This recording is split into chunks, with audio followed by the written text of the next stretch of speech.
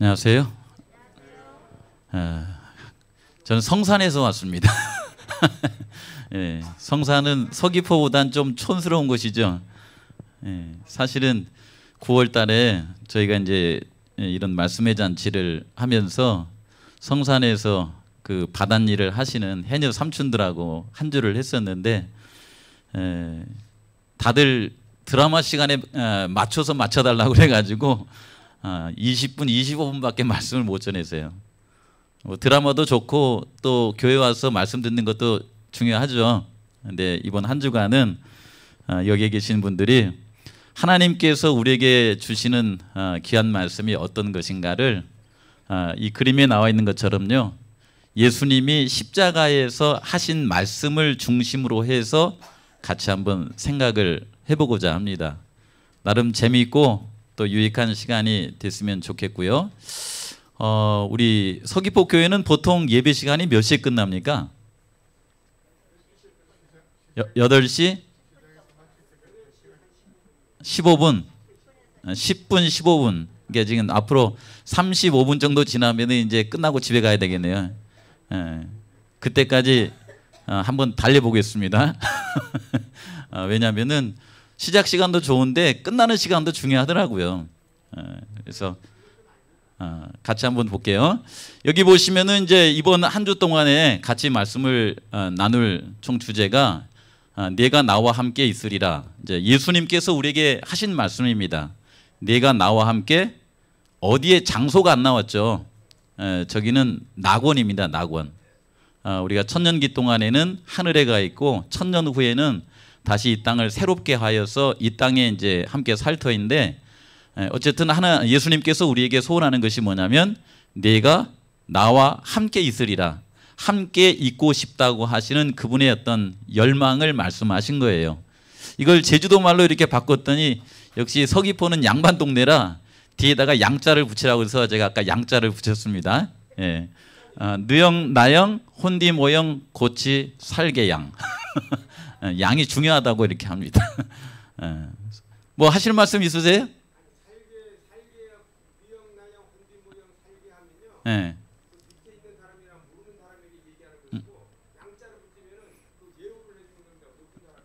그러니까 여기에 계신 우리 이제 우리 할머님들을 이제 높임을 이렇게 높임말로 해가지고 느영 나영 혼디 모영 고치 살개 양 이렇게 한다고. 맞습니까?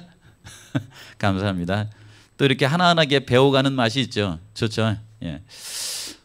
예수님께서 십자가에 위에서 하신 말씀을 통해서 우리가 그런 말씀을 왜 하셨는가라고 하는 것을 한번 이렇게 알아보기 위해서 우리를 이 땅에 만드시기도 전에 그분께서 계획하신 사람을 잃어버리게 되면, 말하자면 지금 우리가 살고 있는 생로병사, 이렇게 사람이 이 땅에 살아가면서 어떻게 생각하면은 사망의 끝이 있는 그런 삶을 살아갈 수밖에 없게 되었을 때에 하나님께서는 어떤 일을 하고자 하셨을까? 그것을 뭐라고 하냐면 구속의 계획 또는 경륜이라고 말합니다.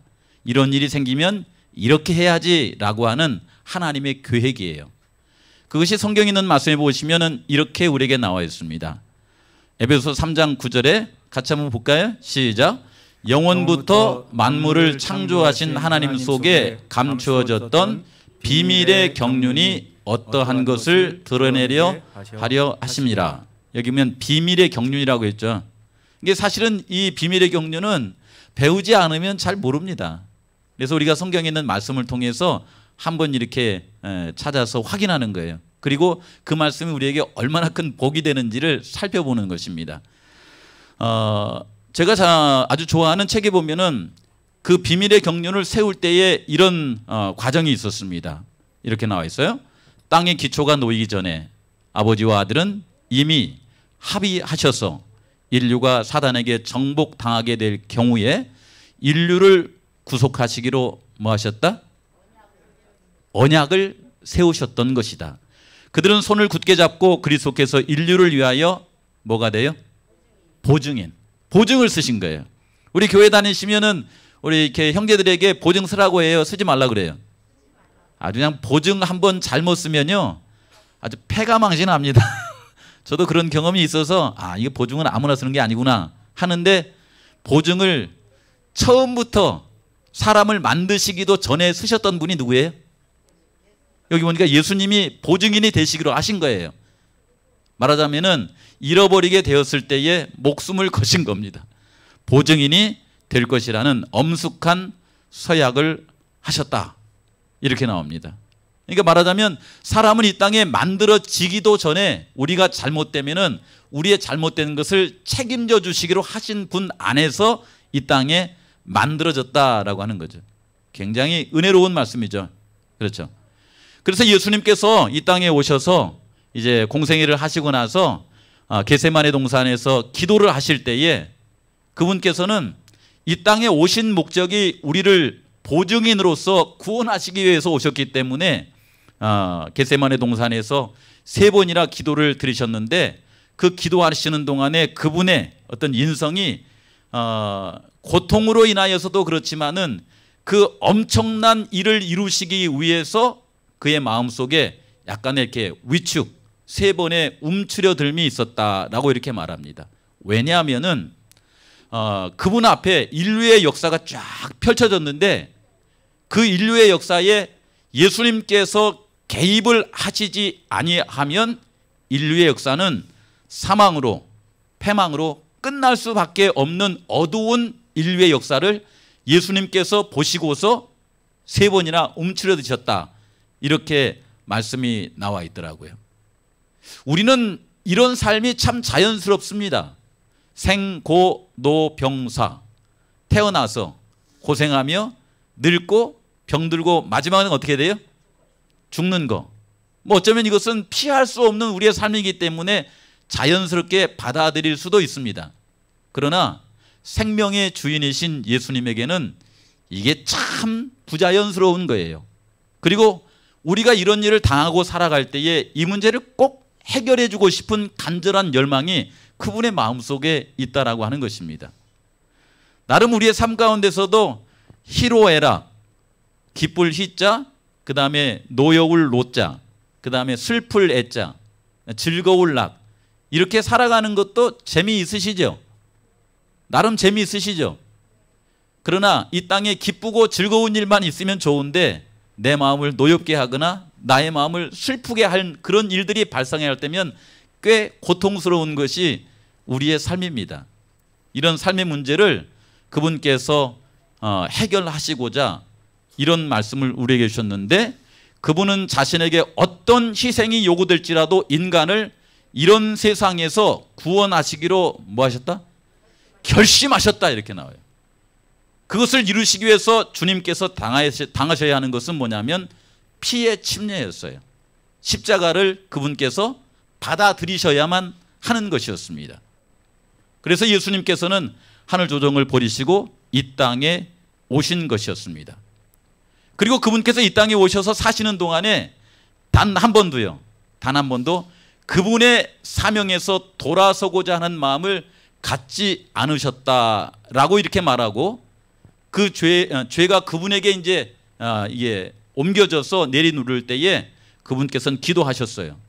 겟세마네 동산에서부터 그분의 마음을 고통스럽게 했을 때에 고통스럽기 때문에 피하고 싶지만, 그럼에도 불구하고 이런 과정을 통해서 인류를 구원할 수만 있다고 하면, 여기 진한 글씨로 내 아버지여 만일 마시지 않고는 이 잔을 마셔야만 인류를 구원할 수 있다고 하면 이 잔이 내게서 지나갈 수 없거든 누구의 뜻대로 되기를 원하나이다?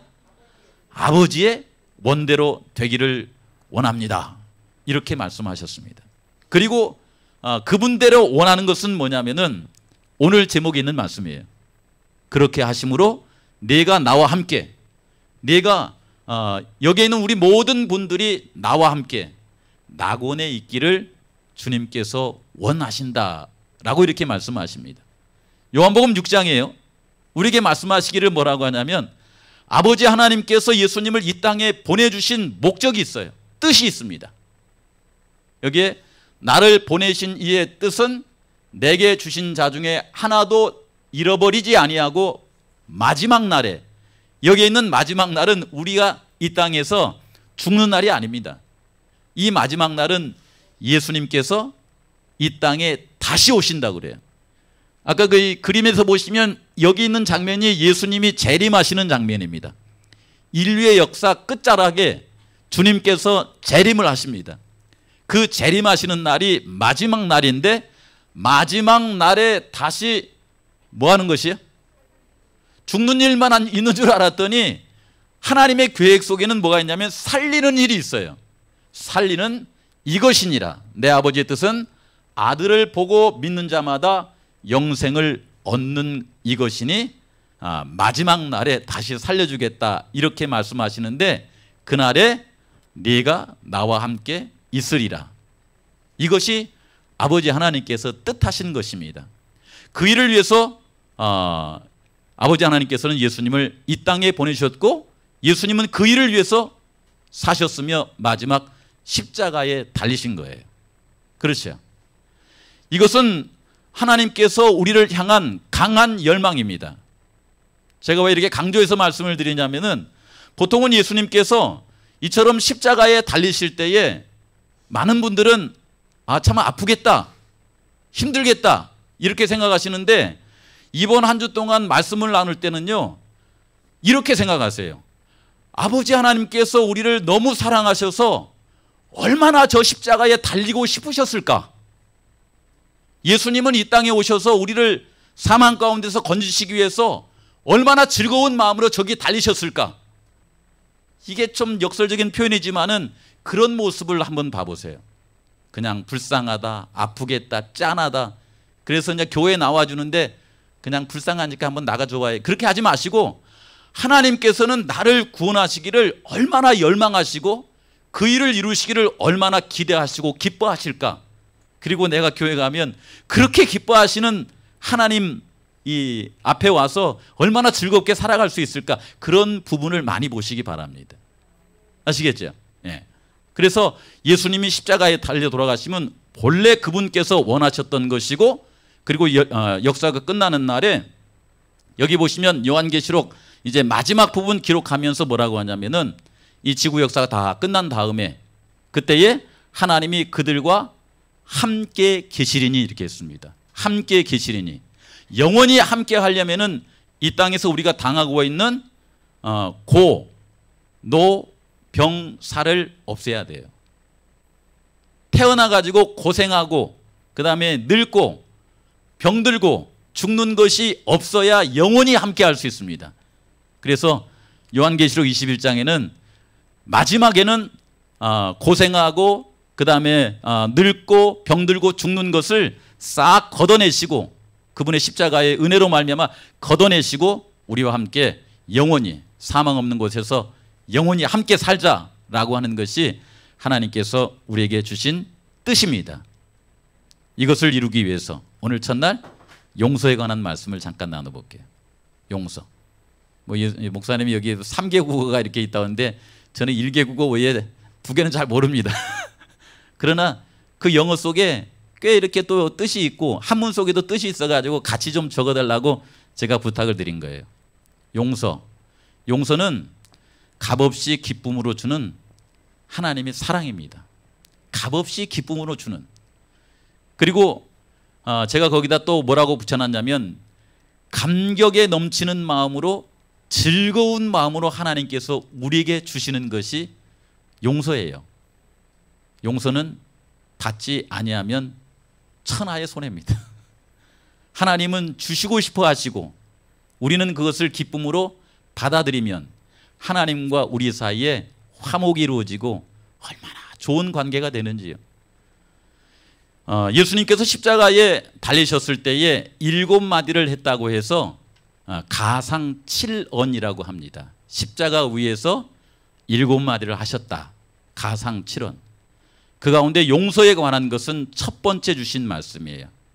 뭔가 하시고 싶어서 처음부터 꺼낸 말씀이신데, 누가복음 23장 34절에 이에 예수께서 이르시되, 같이 한번 읽어보겠습니다. 시작. 아버지, 저들을 사하여 주옵소서. 자기들이 하는 것을 알지 못함이니이다 하시더라. 그분께서 십자가에 달리셔서 다른 말씀을 하실 수도 있는데 이 말씀을 먼저 꺼내시면서 아버지, 이 창세전에 보시면은 아버지와 아들과 서로 합의하셨다 이렇게 말씀하셨잖아요. 예, 합의하셔서 인류가 잘못되면은 보증인으로 나서신 예수님이 이 땅에 오셔서 인류의 죄값을 지불하시기 위해서 십자가를 지셔야만 돼요. 그 십자가에 지시면서 그때 합의하셨던 아버지의 이름을 부릅니다. 아버지, 제가 이렇게 십자가에 달렸으니 그때 당시 합의했던 일 이제 이루어질 수 있지 않겠습니까? 이렇게 말하면서 아버지, 저들을 사하여 주옵소서. 자기들이 하는 것을 알지 못함이니이다. 이렇게 말씀하십니다. 이 말씀을 어떻게 한번 생각해 보냐면요, 하나님께서 창세기 보시면은 첫째, 둘째, 셋째 이렇게 해서 여섯째 날까지 그 가운데 사람까지 해서 다 만드셨습니다. 그리고 그 가운데 모든 것을 다 만드시고 보시니까 얼마나 마음이 좋은지요. 그래서 보시니 심히 좋았더라 라고 하는 말씀이 있어요. 심히 좋았더라. 그게 창조에 관한 말씀입니다. 근데 그 말씀을 여기에 잠깐 이렇게 접목해서요, 예수님께서 이 땅에, 인류가 이 땅에 만들어진 지 4,000년 후에 이 땅에 오셔서 인류의 문제를 해결하시기 위해서 오셨는데 그분이 십자가에 달리시더니 어떤 마음으로 이 말씀을 하시냐면은 내가 이제 인류의 문제를, 인류의 사망의 문제를 내가 여기서 해결할 수 있으니 참으로 마음 가운데 심히 좋다라고 하는 그런 마음으로 아버지, 저들을 사하여 주옵소서. 저들이 하는 것이 무엇인지를 잘 알지 못하고 있습니다 라고 하는 말씀을 하면서 이 말씀을 했다라고 한번 마음속에 생각해 보시기 바랍니다. 제가 살아오면서 보니까요, 저희 어머니와 아버지가 저에게 준 사랑을 이렇게 떠올려 볼 때에 어렸을 때 참 놀기 좋아하잖아요. 그래서 학교 갔다 와서 저희 아버지가 소 꼬리라도 이렇게 베놓고 그리고 놀다가 해 넘어가기 전에 집에 오거라 이렇게 하면은 그냥 얼른 그냥 망태기가 채워지는지 마는지 그냥 얼른 이렇게 그냥 갔다가 이게 외양간 앞에다가 이렇게 던져놓고 그 다음에 친구들하고 신나게 놀잖아요. 근데 놀다 보니까 해가 넘어간지도 모르지 않습니까? 그래서 이제 해가 뉘엿 넘어가고 그 다음에 밥 먹을 때도 다 지나가지고 친구들과 한참 논 다음에 친구들이 다 집에 가고 흩어지는 그때에 집에 이렇게 딱 가보면은 집에는 이렇게 모기뿔이 펴져 있고 그 다음에 이미 밥상은 이제 다 먹고 나서 치우는 그쯤 막상 들어가려고 보니까 무슨 생각이 나냐면은 해지기 전에 들어오라고 하는 아버지 말씀이 생각이 나가지고 그게 어렸을 때 좀 무서웠나 봐요. 그래서 한 번은 이 시골에 가면은 그 건조장 있잖아요. 이렇게 그때 당시에 보면은 이제 담뱃잎도 이렇게 따다가 말리고 그 다음에 고추도 말리고 하는 그 건조장, 그 건조장에 가가지고 그냥 저희 아버지 어머니가 불 끄고 잠자는 그 시간 기다리다가 거기서 잠이 들어버렸어요. 제가요. 잠이 들어버렸는데 아침에 일어나서 보니까 제 몸이 어떻게 이동했는지는 모르겠지만은 건조장에 있는 것이 아니라 안방에 와 있는 거예요. 네. 가만히 생각해 보니까 저희 부모님이 이제 시간이 깊도록 집에 안 오니까 여기저기 찾아다니신 거예요. 이게 불을 밝히고서는 어디가 있나, 이 승용이가 어디가 이렇게 이 시간에 있을까 하고서 이 친구 저 친구 집에 찾아가 보니까 이미 진작 헤어졌다고 그러고 해서 보니까 집 가까운 건조장에 여러 거 잠을 자고 있더라는 거예요. 그럼 이제 제가 잘못했으니까 부모님이 어떻게 해야 됩니까? 깨워가지고 혼을 내줘야 되겠지만 그런 상황에 저희 부모님은 혼내지 아니하시고 그냥 살짝이 이렇게 들어다가 저의 잘못은 다 덮어주시고 방에 눕혀가지고 잠을 재우신 거예요. 그리고 아침 회사에 저는 그걸 알게 된 겁니다. 그 이후로도요, 제가 저희 부모님에게 제가 감당할 수 없는 큰 일을 저지를 때면은 저희 부모님은 작은 것에서는 저에게 그렇게 하지 말라고 말씀하시지만은 큰 잘못에서는 그냥 부모님이 책임을 져주시면서 다 용서를 해줘 버리시더라고요. 왜요? 그분들이 저를 낳아주신 부모님이시기 때문에 그렇습니다. 여기에 있는 이 말씀, 아버지요, 저들을 사하여 주옵소서, 용서하여 주시옵소서라고 할 때에 그들의 죄에 대한 것을 묻지 않습니다. 그저 그분께서 십자가에 달리시면서 저들의 죄를 용서해 주십시오. 저들은 아직 그들이 무슨 일을 하는지도 알지를 못하고 있습니다. 이 말씀을 왜 하셨는가 하면 그분은 우리를 만드신 분이시기 때문에, 그래서 우리의 모든 죄를 책임지시고 그분께서 우리의 죄를 덮어주시고자 용서해 주시고자 이 말씀을 하셨다라고 생각하니까 제 마음속이 왠지 따뜻하고 기분이 이렇게 썩 좋아지더라고요. 이렇게. 그렇지 않습니까? 그래서 이 성경을 찾아보니까요, 하나님께서는 어떤 분이시냐면요, 십자가에서 이렇게 말씀을 하시는데 주는 선하사 사죄하기를, 주는 선하사 사죄하기를 어떻게 하신 분이에요? 즐거워하시는 분이다. 이 표현이 너무 마음에 들어요. 이게 그렇지 않아요? 우리 주님께서는 우리의 죄를, 우리가 알지도 못하고 지은 그 죄들을 용서하시기를 즐거워하시는 분이시고, 주께 부르짖는 자에게 인자함이 어떠신 분이세요? 아주 후하신 분이시다. 이렇게 말씀하시더라고요. 우리 하나님은 우리의 죄를 사하기를 즐겨 하신 분이시고, 우리에 대한 그 이 인자하심이, 사랑이 넘치시는 분이 우리 하나님이십니다. 그래서 아버지 하나님께서 예수님을 이 땅에 보내주셔서 그분의 이름을 예수라고 이렇게 이름을 짓고, 예수라고 하는 이름의 뜻은 뭐냐면 자기 백성들을 그들의 죄에서 구원할 자이시다라고 하는 뜻을 이렇게 갖고 있더라고요. 이 일을 이루시기 위해서 아버지 하나님께서 예수님을 보내셨고, 또 예수님 또한 즐거운 마음으로 이 땅에 오셨다라고 이렇게 생각하니까 얼마나 마음이 행복하고 좋은지요. 이 저녁에 이런 말씀 들으니까 마음이 좋죠. 이런 말씀은요, 교회 한 번도 안 다니시는 그런 분들도 들으면 좋아하시더라고요.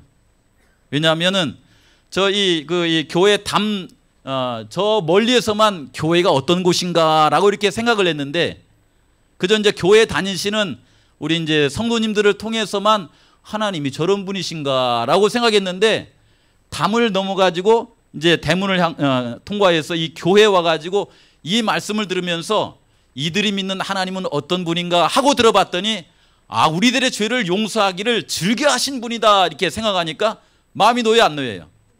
마음의 무장이 딱 해제가 되면서 즐거워하시는 그런 모습을 보게 되었습니다. 이런 일들이 우리에게 어떻게 이렇게 생기게 되었는가? 여기 보시면은 에덴 동산이 있어요. 본래 하나님께서는 우리가 죄 없는 그런 곳에서 영원히 행복하게 살기를 원하셨습니다.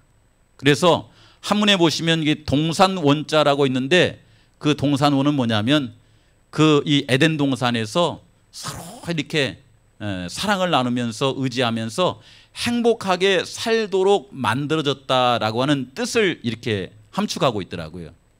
그런데 어떻게 해서 우리가 하나님과의 관계가 이렇게 멀어지게 되었을까에 대해서 이사야서에 있는 말씀을 보면은 오직 너희 죄악이 너희와 너희 하나님 사이를 갈라놨다 이렇게 말하고, 너희 죄가 그 얼굴에서 가리워 너에게서 듣지 아니하시게 했다 해서 하나님은 말씀하시는데, 우리 마음속에 이렇게 죄가 있으니까 이 똥낀 사람이 뭐 이렇게 승질낸다고 죄 있는 사람이 멀어져 가버린 거예요. 이렇게요. 그래서 하나님 말씀 안 들으려고 했더니 돌이켜서 듣고 보니까 하나님은 우리에 대해서 악한 마음을 품고 있지를 않더라는 것입니다. 선한 마음으로 우리의 죄를 용서하시고자 하시지요. 그렇죠. 이 땅에 살아가면서 생고 노병사 희로애락, 사실 살아가면서 병들고 고난을 당하고 죽고 싶어서 죽는 사람이 있습니까? 이 땅에 태어나시면서 죽으려고 태어난 사람이 있어요? 이거 우리가 선택한 겁니까? 내가 죄인 된 것도 우리가 선택한 겁니까?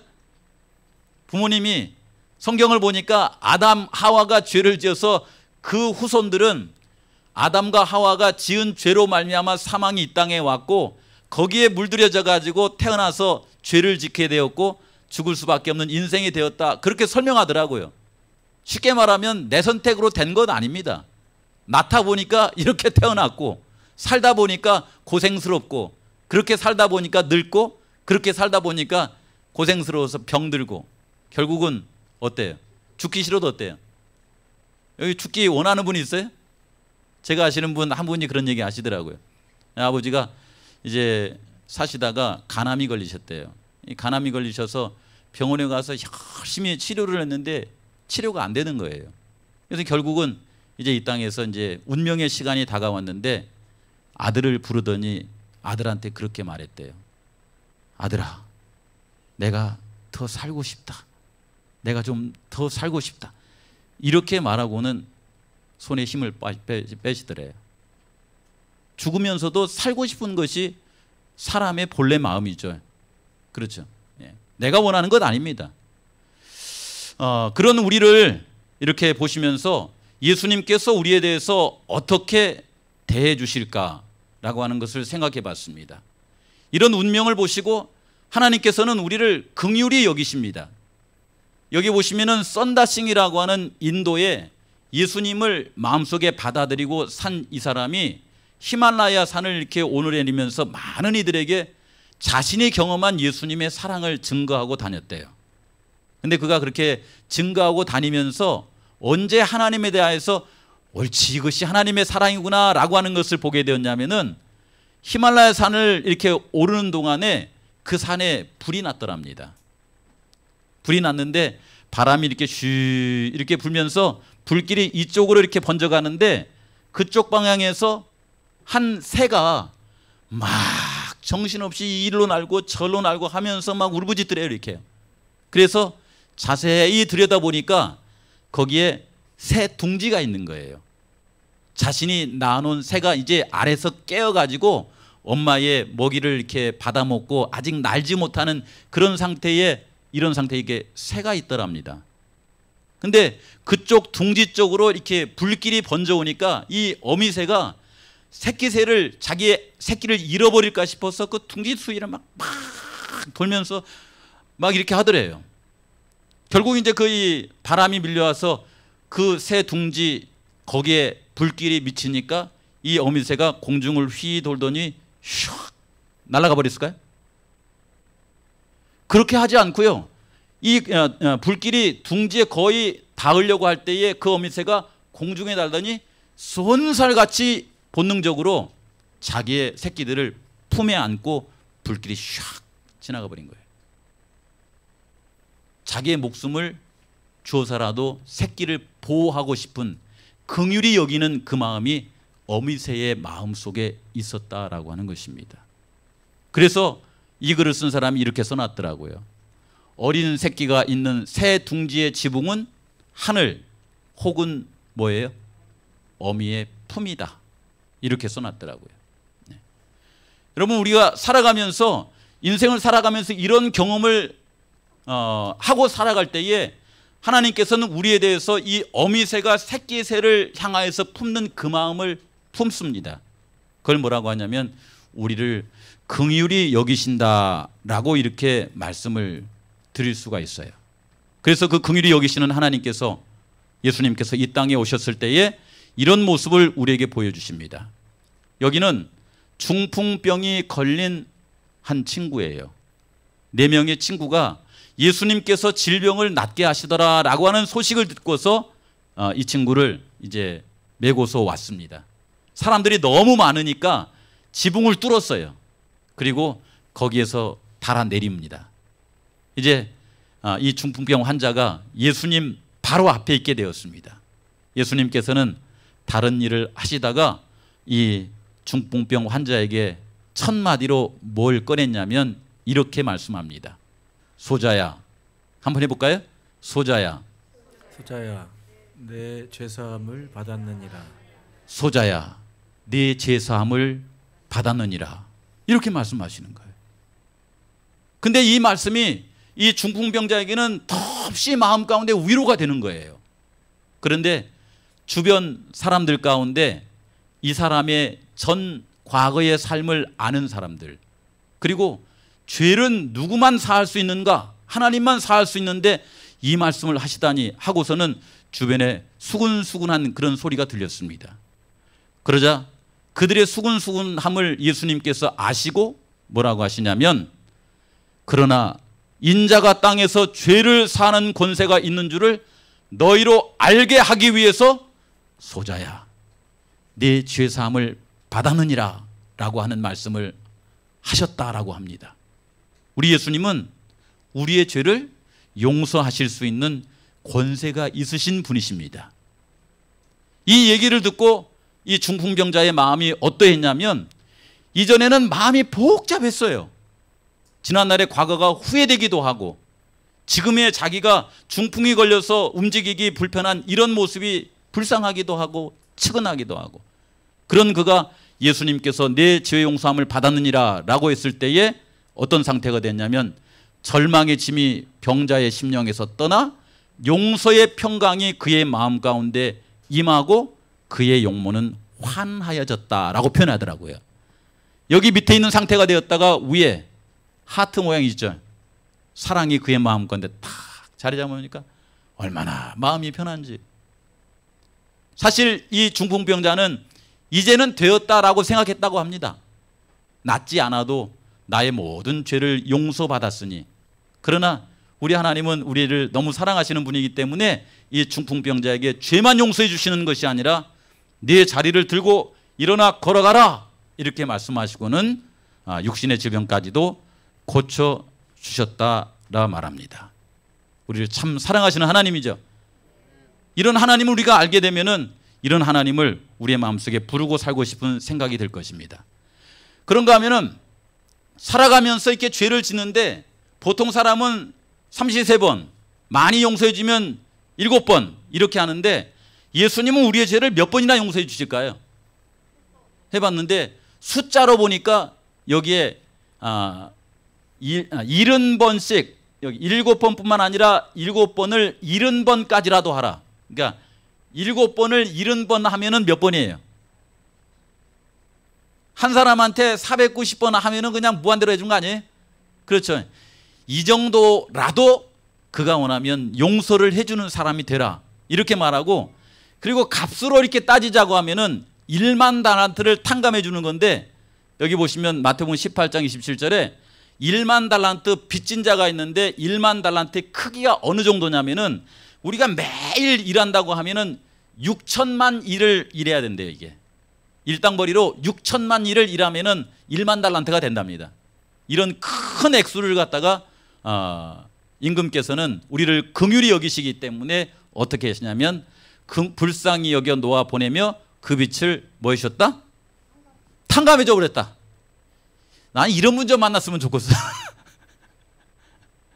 이렇게 하실 수 있는 분이라고 하면은 그분은 돈이 많으신 분일까요? 우리를 사랑하시는 분일까요? 이분은 돈이 많으신 분이 아닙니다. 사람은 돈이 많으면 더 욕심이 많대요. 그런데 이분은 사랑이 많으신 분이에요. 그래서 이 영혼을 살리고자 빚을 탕감해 주는 이 모습을 볼 수가 있습니다. 이제 정리합시다. 오늘 또 집에 돌아가야 되니까. 예수님께서 겟세마네 동산에서 기도하시면서 아버지여, 아버지의 원이시라고 하면은 아버지의 원대로 되기를 원하나이다 라고 이렇게 하셨는데, 그분께서 당하시는 육신의 고통은 누가복음 22장에 보시면은 예수께서 힘쓰시고 애써 더욱 간절히 기도하시니 땀이 땅에 떨어지는 핏방울같이 되더라 하면서 그 고통은 한이 없었어요. 한이 없었습니다. 그럼에도 불구하고 그분께서는 십자가에 어떤 마음으로 가셨냐면, 우리를 위해서 꼭 하시고 싶은 말씀, 우리가 들으면 정말 좋을 말씀, 이 말씀을 들으면 우리의 마음속에 평강이 이르를 그 말씀을 품고서 어디에 가셨냐면 십자가에 가셨습니다.